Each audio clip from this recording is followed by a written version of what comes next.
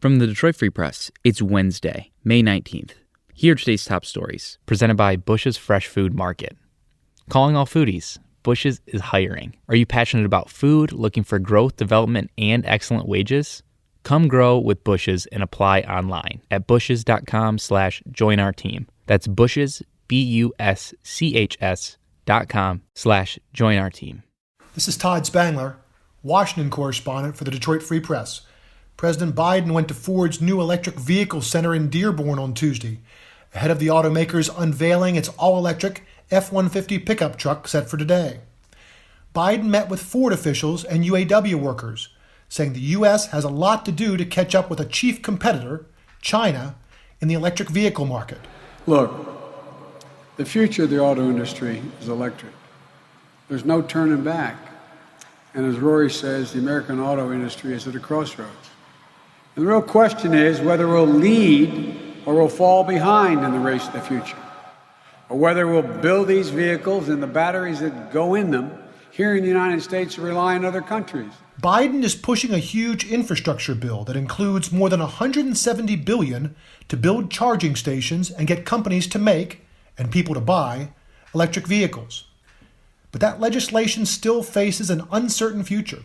Some Republicans say the fact that so few electric vehicles have been sold shows the consumers may not want them. Biden thinks he can change all that and create jobs while at the same time reducing greenhouse gas emissions that cause climate change. Automakers like Ford seem to agree. When former President Donald Trump tried to roll back gas mileage standards, Ford didn't want to go along and struck a deal with California and other states demanding standards stay in place. Now, Ford's all-electric F-150 could be a game changer in the electric vehicle market. It's already the best-selling truck in the market. As for Trump, Biden said he only set back efforts to move to electric vehicles. This is Lily Altavina for the Detroit Free Press. Teacher turnover has battered Michigan school districts, particularly those with higher populations of students of color and low-income students. A new report from the Education Trust Midwest blames some of the hiring issues schools have on state funding inequities. The report cites teacher turnover data from a recent Chalkbeat Detroit analysis and interviews with education leaders in Michigan. School leaders from across the state say the turnover ultimately harms students. School districts in Michigan are not only struggling to hire teachers, but also have a hard time holding on to teachers. To learn more, head to freep.com. I'm Susan Tompor, and I'm a columnist at the Detroit Free Press. July 15th is an important date now for families with young children. The IRS will roll out the first monthly installments of the child tax credit beginning July 15th. Parents who qualify will receive a monthly payment of as much as $300 per child for little ones ages 5 and younger. The payout is up to $250 a month for each child ages 6 through 17. What do you have to do? Nothing if you've already filed a 2020 federal income tax return. About 39 million households, which would cover 88% of the children in the United States, are already set to begin receiving those monthly payments without doing anything.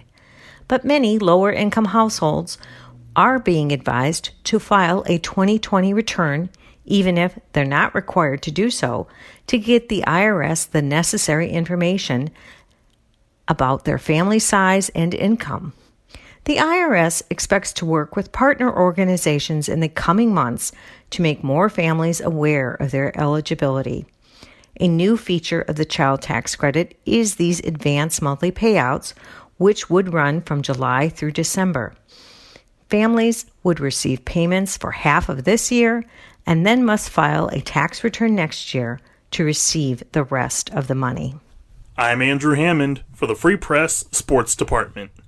When the Detroit Red Wings ended their season on May 8th, the decision for Steve Yzerman, the GM of the team, and the future of coach Jeff Blashill was to be decided rather quickly.